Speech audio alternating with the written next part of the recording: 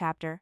Blood and fire. I woke with the ghost of a stranglehold still tight around my throat. The familiar lotus pink bed curtains swayed above me, and outside the window, the muffled giggles of maids drifted from the back courtyard. Everything looked exactly as it had 15 years ago, but I remembered dying.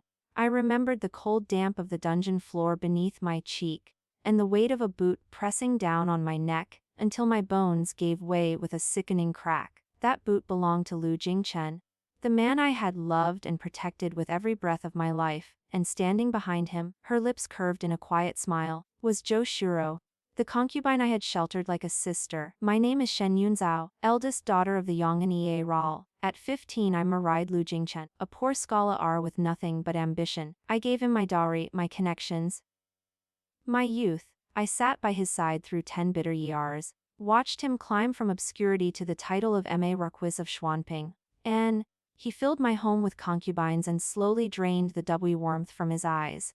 The one who hurt me most was Zhou Shuro. She came to us as a frail, weeping thing, and Lu Jingchen begged me to see a for her. I did. I dressed her in silks, adorned her with jewels, and nursed her through every fever. But when he accused me of adultery, it was she who knelt before him with tears streaming down her face, and whispered that I had always resented her. He believed her without question. He threw me into the dungeon and let me stay for 7 days, and on the 8th, he came to finish the job.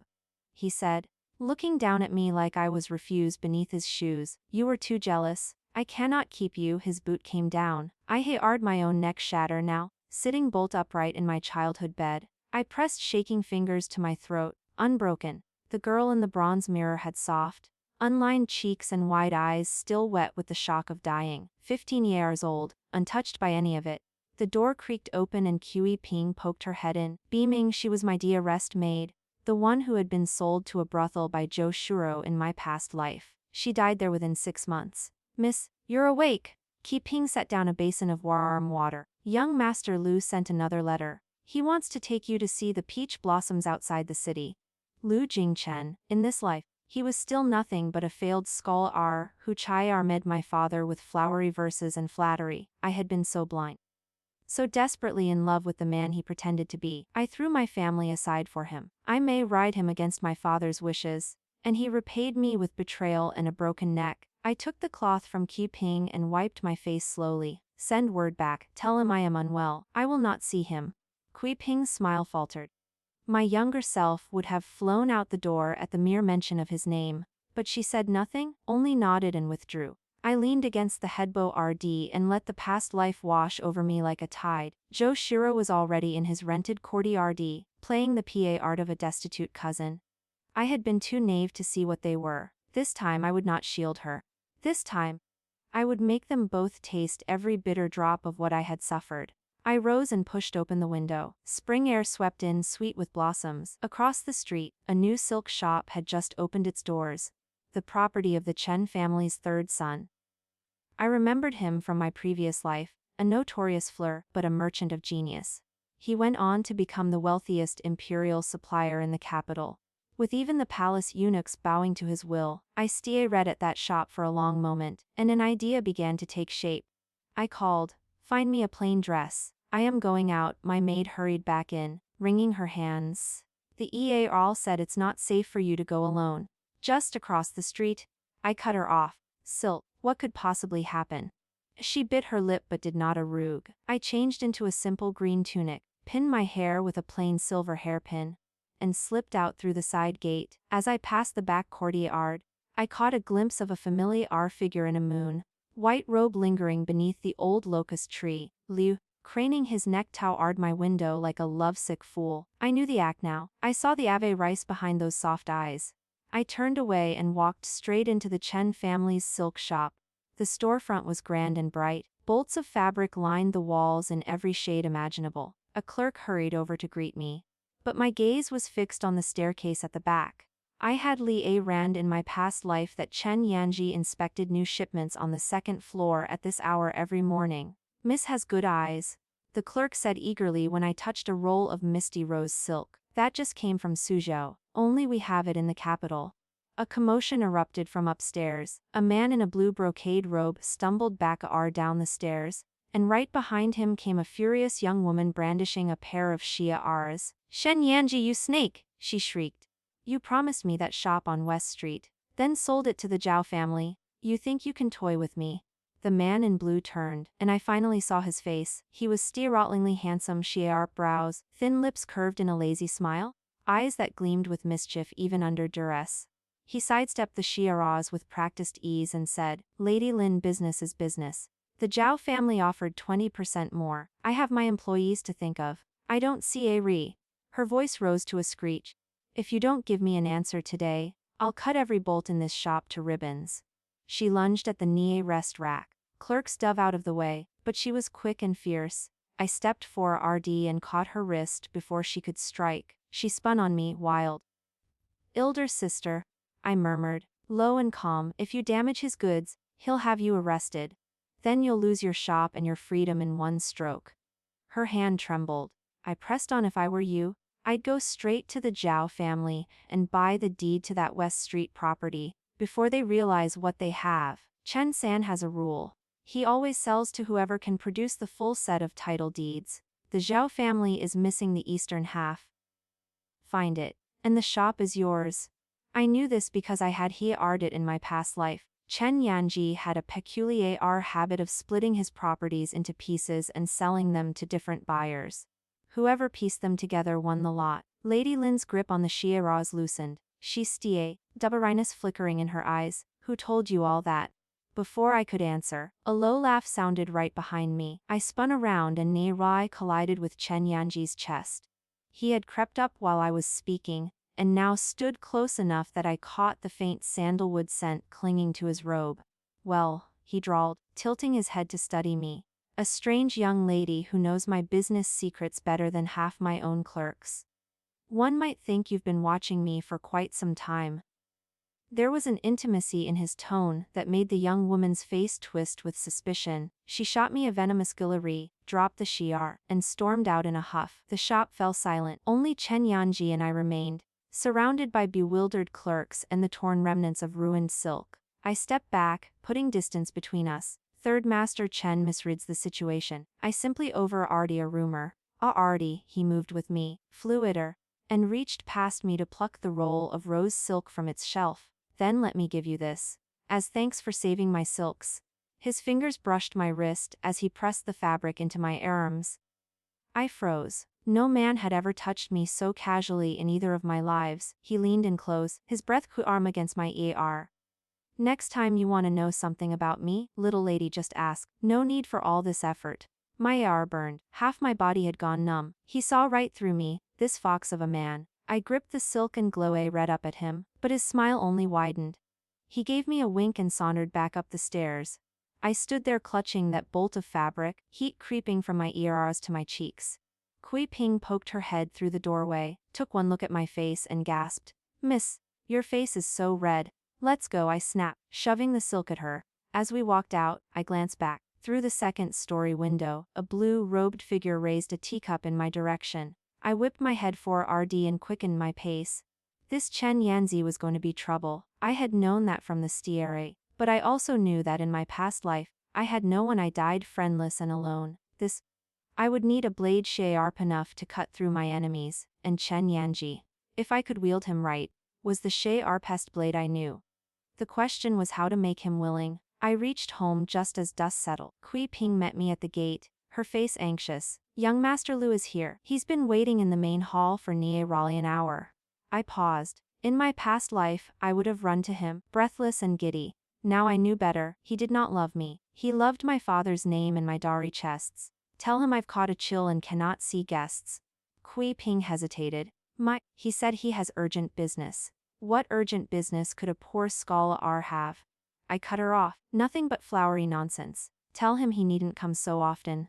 She bowed and hurried off. I stood in the courtyard, watching the dewy arm glow of the main hall where a man's silhouette paced restlessly. "Lu Jingchen, wait, just wait. I will pay you back for every bruise on my past self's HRT." A soft whistle came from the wall. I turned Xie Raplai and saw a white pierrot land on the stone table before me. A small bamboo tube was tied to its claw. I untied it and pulled out a slip of paper. One line of lazy, crooked handwriting. Tomorrow noon, drunken immortal tavern, I'll buy you wine. Chen. I read at that note for a long moment. Then, despite everything, I laughed. That fox moved fast chapter. A game of trust. I arrived at the drunken immortal tavern at noon the next day, and Chen Yanji was already there. He had commandeered a private room on the second floor and laid out a feast: braised duck, steamed fish, an array of cold dishes, and a pot of arm yellow wine. Today he wore a white robe with his hair pinned in a jade crown, looking almost respectable almost. Those peach blossom eyes of his still traced me from head to toe as I walked in. Sharp with amusement and something else I could not quite name. Sheng Xiaoji is punctual, he said, pouring a cup for me. I half expected you to keep me waiting. I sat across from him and ignored the wine. Third Master Chen did not invite me here just to drink. I assume he smiled, unhurried, and nudged the cup closer. Patience. Try the duck first. It loses its flavor when cold. I did not touch my chopsticks. I simply watched him. He ate unhurriedly, savoring each bite, and I let the silence stretch until he finally set down his utensils and leaned back. Your little performance yesterday was impressive, he said, but I did some digging. That rule about my split deeds. Only 5 people in the capital know about it. You array a sheltered girl from the Yong'an Earl's manor. How did you come by that information? I have my ways, I said evenly. If Third Master Chen suspects me, he is welcome to investigate. I already did. He smiled again. But this time there was nothing lazy about it. Eldest daughter of the Yang Earl, 15, RA really left your courtyard until recently. The only man you ever showed interest in was a poor scholar named Lu. But when you looked at him yesterday, you did not look like a girl in love. You looked like you wanted to skin him alive. My heart knocked against my ribs, but I kept my face still. You investigate quite thoroughly, Third Master Chen. Business habit. He picked up his wine and swirled it. And I have a personal flaw. I cannot resist a puzzle I cannot solve. You fascinate me. Shen Xiaoji, his gaze pinned me in place. I dropped my eyes and weighed my options. Chen Yanji was no fool. Evasions would only deepen his suspicion. If I wanted his help, I had to give him something real. Since you have already looked into me, I said, you must know what my father is worried about. His eyebrow lifted. The Earl of Yong'an was a decent man but a poor manager. Years of mismanagement and costly ceremonies had bled the household dry. In my path, my dowry had been scraped together from leftovers, and Lu Jingchen had complained about its meagerness behind my back. Our Third Master Chen has a lucrative silk route from the south. I went on. You have the goods, but you need a powerful patron to secure your dealings. My father may not be a brilliant businessman, but he is an Earl. He has access to the palace ladies and the right eras. If you were willing, we could come to an arrangement. Chen Yanji set down his cup. A slow smile spread across his face. You are offering me your father's title as a bargaining chip? I am offering you a partnership. I corrected. My father will do as I say. That part is already handled. He did not answer. He simply studied me, eyes narrowed. The breeze from the window stirring the loose strands of his hair. In the afternoon light, he was almost painfully handsome. I turned my gaze away and heard him say, and what do you want? Shennu, Jingchen's ruin, I said flatly. And the woman with him, Zhou Shuro. I want them destroyed beyond recovery. He folded his hands and rested his chin on them. That poor scholar offended you. From what I hear, he writes you poems and brings you gifts. Half the capital thinks you two array a match made in heaven. That was a lifetime ago. I said before I could stop myself. The moment the words left my mouth, I regretted them. Chen Yanji's eyes sharpened. He leaned close enough that I could see the flecks of gold in his irises. A lifetime ago. I clenched my fists beneath the table. I mean, I have seen through his games. He thinks I am young and gullible. But I had people look into him. There is a woman in his rented courtyard, Zhou Shuru, his so-called cousin. She is his lover. He has been stringing me along while using my name to borrow money and buy favors. Do you think I should let that slide? Chen Yanji sat back. The humor faded from his face, replaced by something cooler and more assessing. He reached out, took my untouched cup of wine, and drained it in one swallow. He said, I will help you. I blinked. I had not expected him to agree so readily. Just like that. You are not worried I might be lying? Oh, I'm terrified. His grin returned, wolfish and quick. Which is why I intend to keep a close eye on you. Stie Maro. I will personally escort you wherever you need to go. Shopping, visiting, meeting contacts. I will be right there. If you have nothing to hide, you should have no objection, should you? I stared at him. He was crafty, this one. He meant to bind me to him under the guise of supervision.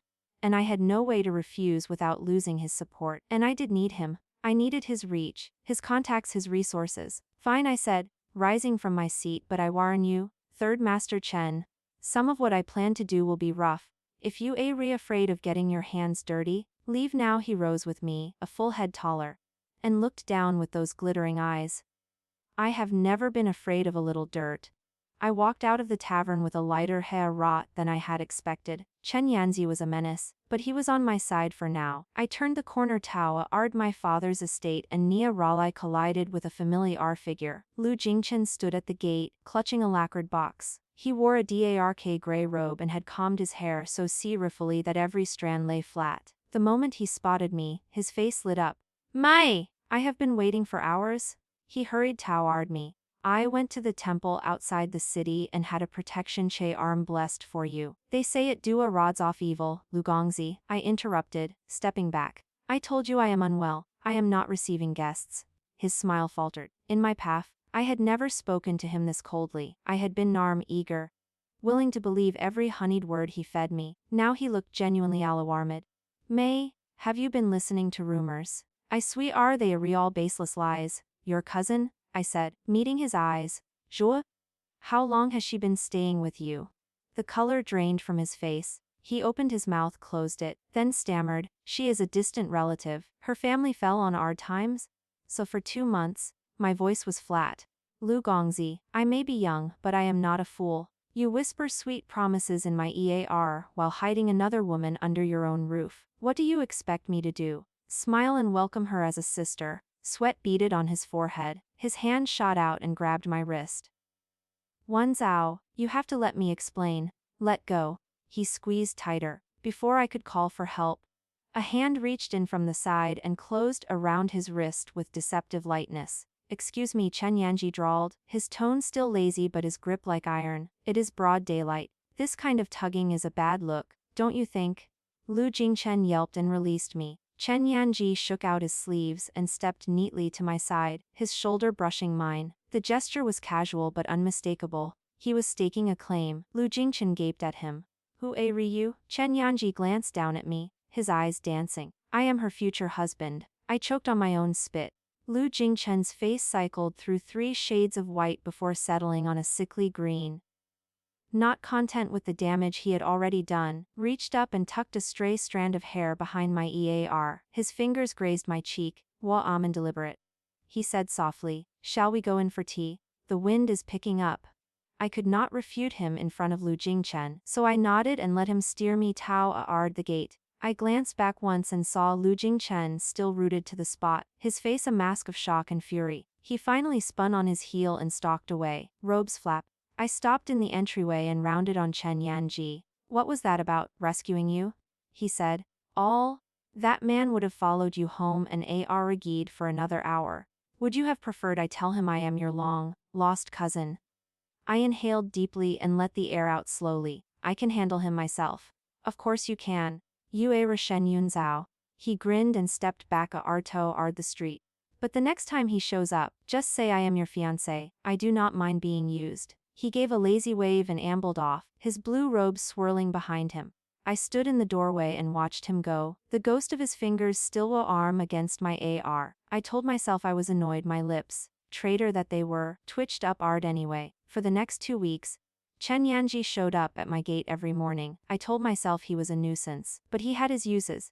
He introduced me to silk merchants from the south, negotiated better rates for my father's shops, and connected me to eunuchs in the palace who controlled the textile trade. The EAR's accounts began to climb. My father, initially, soon ordered Amand to Chen Yanji so thoroughly that he started asking me if that young man had honorable intentions. I deflected every time. Lu Jingchen stayed quiet for a few days, but I knew he was regrouping. Soon, a letter arrived. "Joshua was gravely ill," he wrote. "She kept calling my name, begging to see her good sister one last time." The letter dripped with pathos. I laughed when I read it. In my past life, she had used that trick a dozen times. Every bout of pretended sickness had ended with her poisoning Lu Jingchen's mind against me. This time I decided to play along. I went to their rented courtyard the next day. It was a modest place, 2 main rooms and 1 side chamber, neat but shabby. I had Biarelle cross the threshold when I heard weak coughing from the side room. Joshua lay bundled in blankets, her eyes glistening with tears. Sister, you came? She tried to sit up and fell back against the pillows, gasping. I am so sorry to trouble you. She looked exactly as I remembered. Fragile, bird-like, infinitely pitiable. In my past life I had believed every sigh. Now I saw the calculation behind every flutter of her lashes. Lie still, I said, taking the stool beside her bed. I heard you were ill. I came to see you. She coughed delicately. Sister is so good to me. I have no one in this strange city. If not for sister's kindness, I do not know how I would survive. Her hand crept toward mine. I pulled back just before her fingers touched my skin. Her expression flickered, hurt, confusion, then quickly back to weepy gratitude. Lu Jingchen walked in with a bowl of herbal medicine. He set it down and settled beside me. Yunzhao, I am so glad you came. Suoro has been asking for you every day. She says you are the kindest person she has ever known. I looked from him to the bowl, then, what physician prescribed this? He blinked. Old Zhang from the alley. Why? Because old Zhang's formula contains cushion, I said mildly. Bitter ginseng. It is cold-natured and treats heat disorders. But Shira's cough sounds damp and cold. If she drinks that, she will only get worse. Zhou Shira's hand froze on the bowl. Lu Jingchen's brow furrowed. Huro, you told me Zhang Deifu said you had wind, heat. I must have misremembered, she said, her voice wobbling. My head has been so cloudy lately. I stood up and looked down at her. Since you are truly ill, sister, let me send for a proper physician. I know Dr. Sun from the Huichun Hall. He specializes in difficult cases. Shall I summon him for you? Her face went white. She darted a desperate glance at Lu Jingchen, but he was already nodding. That would be wonderful, Yunzhao. You are so thoughtful. I smiled and took my leave. As I walked out the gate, I glanced back. Through the window, I saw Zhou Suoro slam the bowl down on the bedside table and glare at Lu Jingchen's retreating back. The mask of fragility had slipped. Beneath it was pure venom. I had seen that face before. I had seen it in the dungeon, just before I died. My footsteps were light as I walked to Chen Yanji's shop. He was at the counter, counting beads on an abacus. When he spotted me, his face lit up. How was the viper's nest? Just as I expected, I said, settling into a chair. She feigned sickness to lure me there. But I caught her in a lie about her medicine. He snorted. Trick. What is your move? She likes pretending to be sick. I took a cup of tea and sipped slowly. Let me give her something to really be sick about. Third Master Chen. Do you know a reliable physician who can brew a potion that mimics a severe illness? Something that makes a person weak and feverish without lasting a arm. Chen Yanzi's eyebrows climbed. You want to poison her? I want to pay her back in kind. I set down the cup. She made me miserable. Now I will return the favor. He laughed out loud, and the sound was Guaram with genuine appreciation. Shen, I like you more and more every day.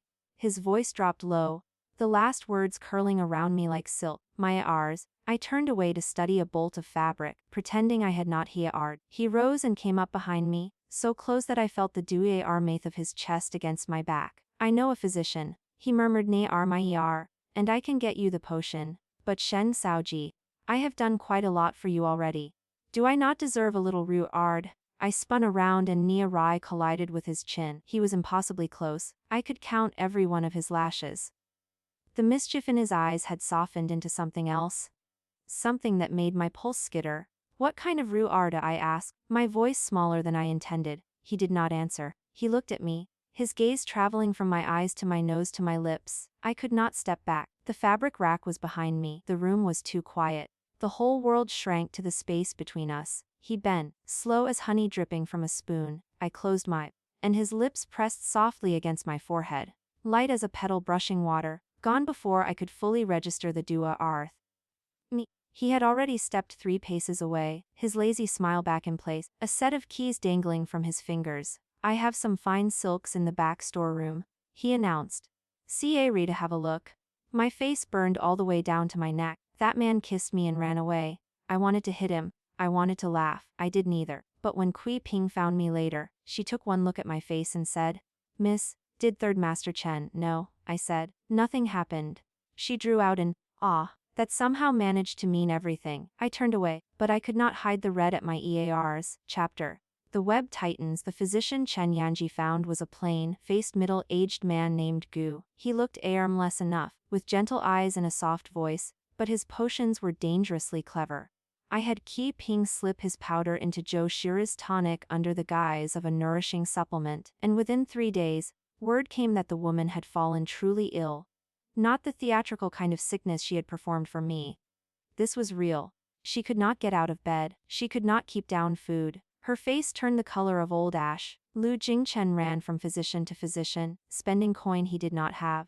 None of them could find the cause. Dr. Gu's formula was his own invention, a blend of herbs that mimicked exhaustion and fever without leaving a trace. I waited 3 more days, letting the panic fester, then announced that I would pay a visit to my DAR. 6. I walked into that cramped courtyard with Qi Ping at my side and found Zhou Shiro propped on pillows, too weak even to lift her head. Her skin had gone sallow, her lips were cracked. The moment she saw me, genuine terror flickered in her eyes. She knew I had done this, but she had no proof and no voice to accuse. I sat beside her bed and took her cold, limp hand in mine. Sister, you look so unwell. It breaks my heart to see you like this. She tried to pull away, her fingers twitched, but she had no strength. I leaned close, my mouth brushing her ear, and whispered so softly that only she could hear. Zhu? The last time you played sick to trap me, did you ever imagine it would come back to you like this? Her pupils dilated, her breath caught in a horrible little gasp. I released her hand and rose, turning to Lu Jingchen with an expression of genuine concern. This is no common fever. It has an ill air about it. I have heard of a Taoist priest at the Qingyan temple outside the city who specializes in exorcisms. Shall I invite him to perform a cleansing ritual? Lu Jingchen, pale and frantic, seized the suggestion like a drowning man grabbing driftwood. He nodded so hard his hairpin slipped. Zhou Shiru tried to protest, but her voice came out as nothing more than a croak. Hush, sister. Pressing a coal cloth to her forehead, I will take care of everything. 3 days later, the story of Lu Jingchen and his secret lover was the talk of half the capital. The Taoist priest came with his chanting and his talismans. But the true show began when he announced that a heavy curse lay beneath the side chamber's bed. Lu Jingchen and his servants dug into the dirt floor and unearthed a bundle of straw dolls, each one stabbed with needles and marked with a birth date. That birth date was mine. Zhou Shiro fainted on the spot. Lu Jingchen stood over the dolls, shaking, and turned to his bedridden mistress with a face of pure horror. Swiro. He breathed. You did this? She woke screaming denial. She had never seen those dolls before. Someone had planted them, she cried. Someone was framing her. But the stitching on the dolls bore a tiny embroidered character, Ru. For Shiru, her needlework, her signature knot. The entire courtyard recognized it. There was no defense against that. Qi Ping brought me the news while Chen Yanji and I were drinking tea in his shop. He listened to her report and gave a low, admiring magnificent. He said, You planted those dolls when? The day I visited her sickbed, I replied, keeping my voice even. I slipped them under while she was focused on me. She never saw a thing. Chen Yanji set down his cup and shook his head slowly. If you ever decide to turn against me, I will not know what hit me. I shot him a look. Why would I turn against you? You have been nothing but helpful. That is exactly what a woman says before she stabs a man in the back. He said, grinning, and leaned across the table until his chin rested on my shoulder. His breath ghosted over my neck. A man can never be too cheerful. I went rigid, but I did not push him away. Lately he had been doing this more often. Lingering touches, whispered words, closeness without invitation. I had grown used to it. No, I had grown to expect it, and buried beneath my irritation, there was a treacherous rod of me that craved it. I thought I had won. I thought the worst was behind me. I was wrong that evening. I returned to the All's manor to find my father seated in the main hall, with a thunderous expression. Beside him stood Lu Jingchen. His eyes were red-rimmed. He had been weeping, or pretending to weep, and at his feet knelt a trembling heap in white chenille. My father read, slamming his palm on the table. I dropped to my knees, my mind already racing. What had Lu Jingchen done? What new angle had he found? One Zhao, my father said through gritted teeth. I have heard the most disgraceful rumors about you and that Chen merchant. They say you have been meeting him in secret, that you have shamed our family name. Young Master Lu came here to tell me you have been spreading vile lies about him and his cousin to cover your own misdeeds. Is this true? I bit back a laugh. Lu Jingchen had gone to my father with a counterattack. Accuse me of adultery with Chen Yanji, and use it to force me back into his control. Zhou Shuro kept her head bowed, but I saw her eyes flick up. They were full of hatred.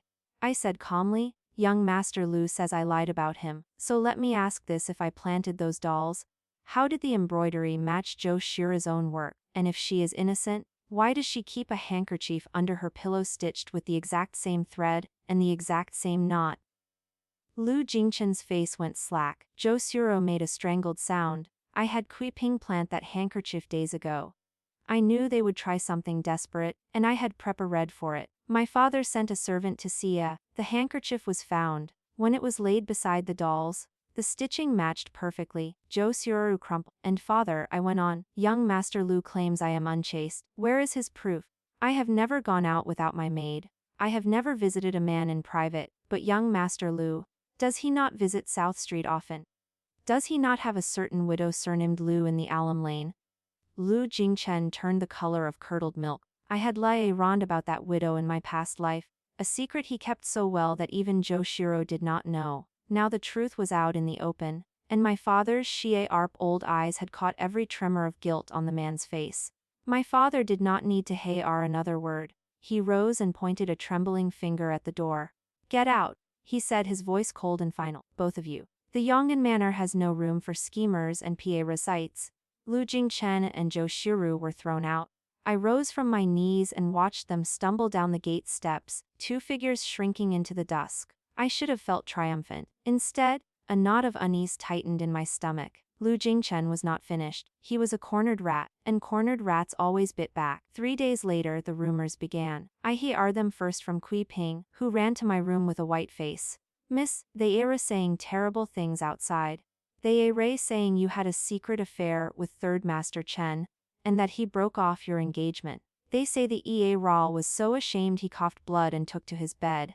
It was clever. Lu Jingchen had taken the truth of my connection to Chen Yanji and twisted it into a weapon. He had not fabricated everything, he had simply recast it as scandal, and the capital loved scandal. My reputation crumbled overnight. Suitors who had lined up at my father's gate vanished. Even the servants looked at me with sidelong, pitying eye. I sat in my courtyard that evening, staring at the garden wall, and felt the walls closing in. Then I heard a soft thump from the direction of the wall, and a familiar figure dropped into my garden. Chen Yanji carried a jar of wine in one hand. He walked over and sat down beside me without a word. What are you doing here? I asked, my voice flat. Climbing walls, he said. I do it for you. You should be honored. I did not laugh. He uncorked the jar and pressed it into my hands. Drink, he ordered. I tilted my head back and swallowed a mouthful. It burned going down, and I sputtered. He patted my back, his palm warm and steady between my shoulder blades. Don't worry, he said, all traces of teasing gone from his voice. What plan? I asked rosely. Rumors like this, you cannot fight them. The more you deny, the more people believe. Then do not deny. He reached into his inner robe and pulled out a folded sheet of red paper. Do you trust me? I looked at him. Those peach blossom eyes were clear and serious. There was no game in them now. I nodded, almost without meaning to. He unfolded the paper and held it out. Gold Cha Bei rearage contract. Groom Chen Yanji, bride Shen Yunchao. Witnessed by heaven and Roth. Sealed by sun and moon. Rhyme, he said. Let them whisper. Let them talk about your affair with an outsider. I will give them the truth to feast on. I will array you with full ceremony. 8 ba for your palanquin, and every silk merchant in the capital at our feast. Then see who dares to call you a fallen woman. My throat closed. I read at the contract, then at his face, then back at the contract. When did you write this? Half a month ago, he said without shame. I had my eyes on you from the start. I punched him in the shoulder. My eyes were wet. He laughed and pulled me into his chest, his chin settling on the crown of my head. Shen Yinzao, he murmured. You hit like a stone. I muffled a sob against his robe and breathed in the scent of sandalwood. The knot in my chest loosened, just a little. That night as I lay in bed, I turned the red paper over in my hands again and again. Chen Yanji had already set the wedding date. 3 months from now. There was no backing out. I was not sure I wanted to. But I also knew that Lu Jingchen would not stop. He would find another way to strike, another lie to spread. I had to hit him first. And I had to hit him where it would hurt forever. And I knew just where that was. The next morning, I summoned Qi Ping and gave her a sealed letter. Take this to Third Master Chen, I said. Tell him I need a full list of every creditor Lu Jingchen owes money to. Every single name. Qi Ping took the letter and hurried out. I stood at my window and watched the sun climb over the rooftops. The silk shop across the street was already open for business. I caught a glimpse of a blue-robed figure moving inside, and my heart did a strange little flip. The fight was not over yet. But for the first time since I woke up in this body, I felt like I was holding the winning hand. The Trap Springs. Chen Yanji delivered the list of creditors within 2 days. It was longer than I had expected. Lu Jingchen had been borrowing money from everyone who would lend. Merchants, even a few minor officials who expected favors in return. He had used my name as collateral more than once. In my past life I had never known. I had signed papers he put in front of me without reading them, trusting him completely. Now those signatures felt like shackles. But they could be turned into chains around his own neck. I spent the next week working with Chen Yanji. He had connections I could only dream of. Bankers. Even a clerk in the Ministry of Revenue who kept records of unpaid debts. We cross-referenced Lu Jingchen's borrowings with his supposed income, and the numbers told a damning story. He had spent more than 10 times what a poor scholar could earn. Some of that money had gone Tao Zhou Shiru's silks and jewelry. Some had gone to the widow on South Street. But most of it had vanished into the gambling dens of the Eastern Quarter. My past self had never known about the gambling. She had believed every excuse. A business venture. A loan to a friend. An investment that would return twofold. Now I saw the truth laid out in black ink and red seals. The man who had murdered me was also a gambler and a fraud. Chen Yanji leaned over my shoulder as I pored over the documents. What are you going to do with all this? Call in the debts, I said. Why? On the same day his eyebrows shot up. That will crush him. Good. But if he cannot pay, Chen Yanji said slowly, the creditors will seize his property, his house, his books, his clothes. He will have nothing left. Exactly. And his reputation as a scholar. The imperial exams require a clean record. If he is sued for debt, he will be barred from the examinations for life. I finished. His CA rear ends before it begins. Chen Yanzi let out a low whistle. You do not do things by halves, do you? I looked at him. He took everything from me. He took my youth, my fortune, my kindness. He took my life. The last word slipped out before I caught it. I swallowed and pressed on. All I am taking from him is what he stole to begin with. He studied me with those bright, unreadable. You said my life, he said quietly. Shen, what do you mean by that? I felt the blood drain from my face. I had been CA-less again. But I could not tell him the truth. That I had died and come back.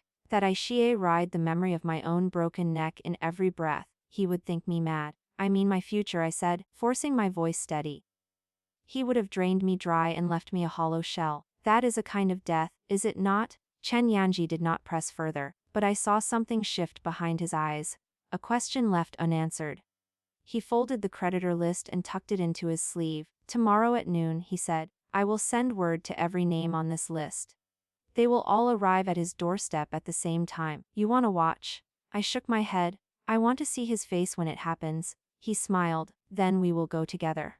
The day arrived gray and overcast. Chen Yanji had arranged a small cart with a covered seat, and we rotted at the mouth of Lu Jingchen's lane. Through the gap in the curtain, I could see the worn wooden gate of his rented courtyard. It looked even shabbier than I remembered. The creditors came in a wave, first a portly merchant in brown robes, then a wary pawnbroker in black, then a cluster of lesser moneylenders in patched coats. They pounded on the gate until a frightened servant opened it. Voices rose, shouts echoed. I saw Lu Jingchen rush into the yard, his face pale and his robe half-buttoned. Zhou Shiru stood behind him, clutching a shawl around her shoulders. There he is, Chen Yanzi murmured beside me. Look at him squirm. I leaned forward and watched. The creditors surrounded Lu Jingchen like crows around a half-dead row. I could not hear every word, but I caught phrases. Promissory note, honier overdue, interest accumulated. Lu Jingchen spread his hands, trying to placate them, but his voice cracked and wavered. He was not the smooth chi armor I had me ride. He was a frightened man with a mountain of debt and no way to climb it. Then he pointed at his own courtyard gate. He shouted something. A name, my name? Lu Jingchen just told them to go to your father. Chen Yanji said, his voice flat. He is trying to shift the debt onto you. I laughed. Try. My father is no longer speaking to him. And I have receipts proving every signature is Lu Jingchen's own. He cannot pin this on me. The creditors were not fooled. I watched as the portly merchant grabbed Lu Jingchen by the collar and shook him like a dusty rug. Zhou Shiru screamed and tried to pull him free. Another creditor produced a rolled-up document and slapped it against Lu Jingchen's chest. Writ of seizure. Chen Yanji interpreted, they are taking his house, and everything in it. Within the hour, bailiffs arrived. They filed into the courtyard and began rying out furniture, a cracked table, a stool with a broken leg, a few threadbare blankets. Lu Jingchen stood in the middle of it all, head bowed, shoulders heaving. Zhou Shiru wept openly. Her beautiful face was blotched and swollen. She looked at the men rying away her dresses, her jewelry, her embroidered pillows. And I saw the illusion of grace shatter completely. She clawed at a bailiff's arm and screamed curses at him. He shoved her aside, and she fell into the mud. Does it feel good? Chen Yanji asked softly. I watched Lu Jingchen kneel in the dirt, picking up a torn page from one of his precious books. The rain had started to fall, speckling his back with dark spots. He looked small, pitiful, like a child who had broken a toy. Yes, I said, and then. But not as good as I thought it would. Chen Yanji reached over and covered my hand with his. His palm was arm. I did not pull away. What are not finished, I said. I want him to lose the one thing he values more than money. The examinations. He is a scholar because it gives him status, I said. Without that, he is nothing. We have the debt records. Send a copy to the Ministry of Rights. Let them know he is a fraud and a gambler. They will strike his name from the rolls. Chen Yanji nodded slowly. I can do that tonight. Good. I drew back from the curtain and let it fall. The rain was coming awarder now, drumming on the CART's roof. Through the canvas I heard Zhou Shiru wailing and Lu Jingchen's hopeless shout. I had won. I had taken everything from them, the way they had taken everything from me. I should have been exultant. Instead I felt hollow, like a drum with the skin beaten out. Chen Yanji must have seen it on my face. He reached out and tilted my chin up, forcing me to meet his eyes. He said, and the name came out soft and intimate. You are not like them. Do not forget that. I opened my mouth to a rog. I had planted dolls, poisoned a woman, orchestrated this whole destruction. But he shook his head. You survived, he said. That is what matters. And you survived clean. His thumb brushed the corner of my jaw. I shivered. The rain drummed around us, sealing off the world. I was suddenly aware of how close he was, how his breath fanned against my lips. My heart slammed against my ribs. Third Master Chen Yanzi, he corrected, still holding my gaze. We are re-engaged. You can call me by my name. I swallowed. Then, why are you doing all this for me? He smiled, and the mischief came back into his eyes, but underneath it, there was something steady. Because you are the most interesting woman I have ever met, he said. And because I think I have been looking for you without knowing it. Before I could respond, he leaned in and kissed me. Not the forehead this time. His mouth met mine full and arm, tasting faintly of tea. I went rigid for an instant, then melted into it. The CART swayed, the rain pounded. My hands came up and fisted in the front of his robe. When he broke away, I was breathless and flushed. We are in a CRD, on a street, people can see, let them, he said cheerfully, let them talk. We are getting 'em right anyway. I hit his chest, but there was no force behind it. He laughed and pulled me against his side. We were still in that CART when the rain stopped and a pale sun broke through the clouds. Lu Jingchen's courtyard was empty now, furniture gone, belongings seized. The man himself slumped against the gate with his head in his hands. Zhou Shiru had vanished. I did not see her anywhere. Goodbye, Lu Jingchen, I whispered. I never saw him again after that day. The news came a week later. Lu Jingchen had been struck from the imperial examination rolls. The Ministry of Rights had received an anonymous packet containing copies of his promissory notes and a detailed account of his gambling habit. There would be no investigation, no debate. A scholar who could not handle his own finances was unworthy of the civil service. His name was crossed out. He left the capital 3 days later. No one knew where he went. Some said he had traveled south to find work as a clerk. Others said he had joined a traveling theater troupe. I did not see Aira, he was gone. Joshiro was seen once more, begging Nayar the city gate. Her silks were gone. Her face was thin, she looked older than her Yearas. Then she disappeared too. I stood in my courtyard and let the spring breeze wash over me. Kui Ping brought me tea and told me the wedding preparations were nearly done. The Earl had thrown himself into the arrangements with more enthusiasm than I had ever seen from him. Miss Qiping said hesitantly, "Are you happy?" I thought about it. I thought about Lu Jingchen's face as the bailiffs took his books. I thought about Joshiro falling in the mud. I thought about Chen Yanji's kiss in the rain. Yes, said, I think I am. But that night, I woke gasping from a dream. I had been back in the dungeon, the walls were wet. Lu Jingchen stood over me, his boot raised. I screamed but no sound came out. Then the door opened and Chen Yanzi walked in. He lifted Lu Jingchen by the throat and tossed him aside. He knelt beside me and pressed his hand to my neck. He said, "Wake up." I woke. The room was. My hand flew to my throat. Horn broken. I heard a soft hoot from outside and crossed to the window. A familiar white Pierrot sat on the sill, a bamboo tube tied to its leg. I untied it and pulled out the note. Could not sleep either. Chen Yanzi's scrawl said, "Neither. You are probably worried about something foolish. Stop it, the wedding is in 2 months. I am not going anywhere. Go back to bed," I laughed, and the tightness in my chest eased. I wrote back on a scrap of paper, "You are insufferable." I tied it to the parrot's leg. It bobbed its head and flew off into the night. I did not dream again. Chapter. A good beginning. 2 months passed like water through silk. The wedding was set for the first day of autumn, and the entire capital seemed to be holding its breath. The Yong'an Earl's manor had been scrubbed and painted, and draped in red from the gate to the back Jueroden. My mother, who had died when I was young, was not there to see it. But I like to think she would have approved. Chen Yanji had sent over so many bolts of silk that my bridal gown alone took 3 seamstresses a full month to sew. I did not see him much in those final weeks. It was bad luck, the old women said, for the bride and groom to meet before the ceremony. But every night, without fail, his white Pierrot landed on my windowsill with a note tied to its leg. Short things mostly. "The moon is full tonight. It looks like your face. I bribed your COK. She is making your favorite braised fish for breakfast." Or, "Why miss you? Stop making me say that." I kept every note in a small lacquer box under my pillow.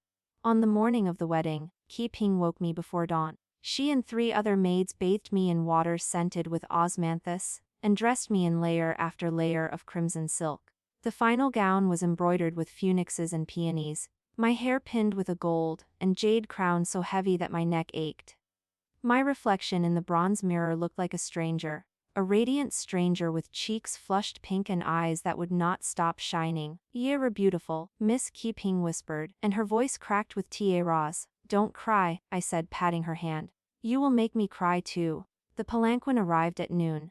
8 BA'ers in matching red uniforms ride it through the streets, and the sound of drums and cymbals followed us the whole way. I peered through the gap in the curtains and saw crowds of people, pressed against the railings, pointing and cheering. Somewhere in that crowd I knew. There were people who had whispered about me 3 months ago. Now they waved and smiled like old friends. I let the curtain fall and leaned back. The past was done, this was my new life.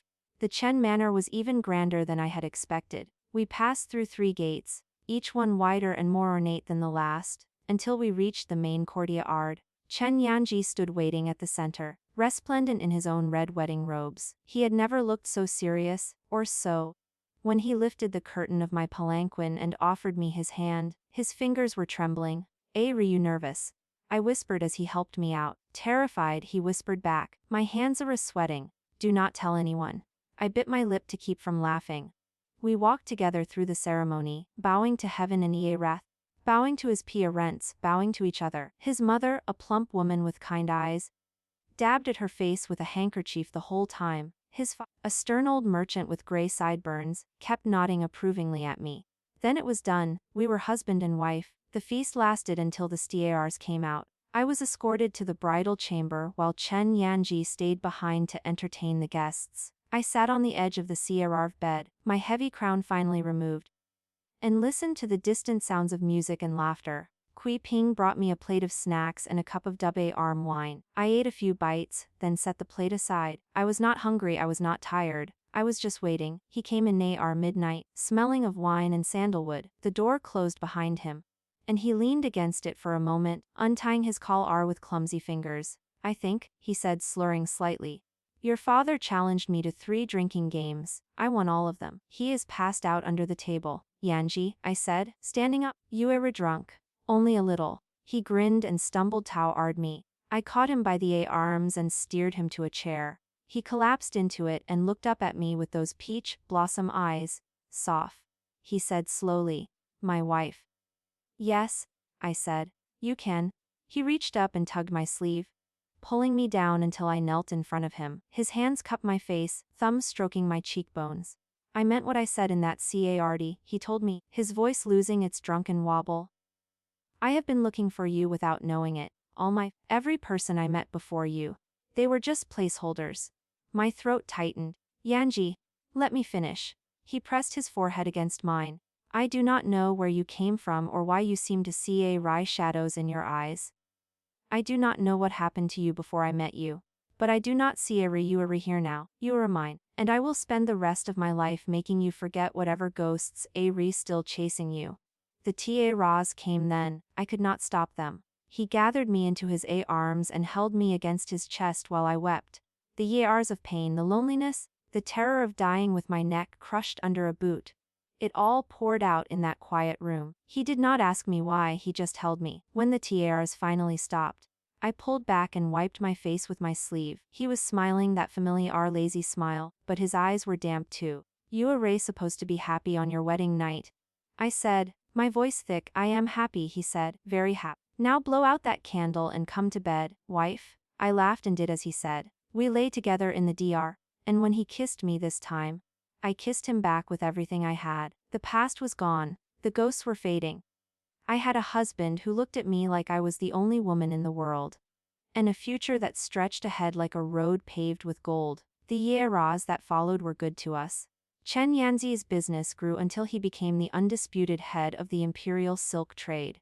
The Yal, freed from his financial worries, took up gardening and spent his golden years tending roses and chrysanthemums. I gave birth to twins, a boy and a girl, both with their father's clever eyes and their mother's stubborn mouth.